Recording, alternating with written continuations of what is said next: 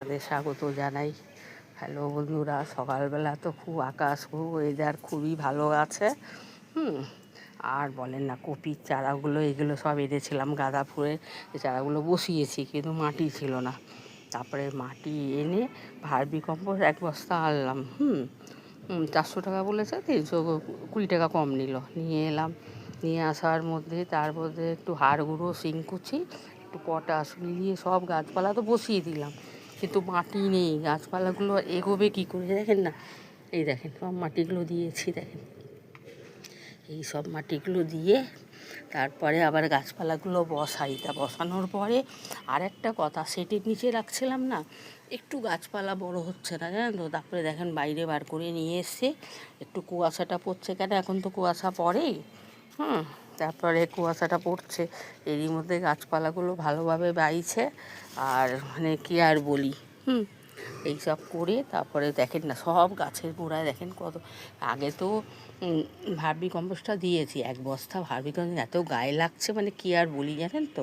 Half বালতির মতন তুলে রাখলাম, বাকি সব গাছের গোড়ায় দিয়েছি। কেন, আমাকে যখন গাছটা লাগিয়েছি, গাছটা তো বাঁচাতেই হবে না, না বাঁচালে তো আর হবে না।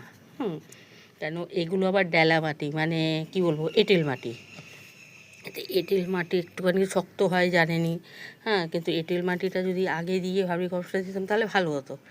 জলটা পড়লে সব ভেজা থাকতো, গলে যেত। তারপরে দেখেন না, এই যে ফুলগুলো, মোটামুটি ফুলের গাছগুলো বেড়েছে, কুড়িও এসছে। যদি আমি যত্ন না করি তাহলে কি করে হবে বলেন। তারপরে ওখানে ওই যে আপনার হলুদের গাছটা ছিল, হলুদের গাছটা আমাদের এত শেকড় হয়ে গেছে, কিন্তু ছোটো ছোটো 1 মুঠ হলুদ পেয়েছি, জানেন তো।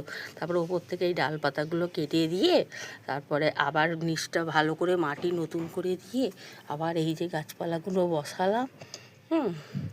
এইভাবে করে সব বসিয়ে রেখেছি। আর এই কুল গাছটা মানে কি, এদিকে বেঁকে যাচ্ছে, ওদিকে চলে যাচ্ছে, ওরা দাঁড়াতে পারছে না, মাটি নেই তো গোড়ায়। তারপরে টবটাও ছোটো।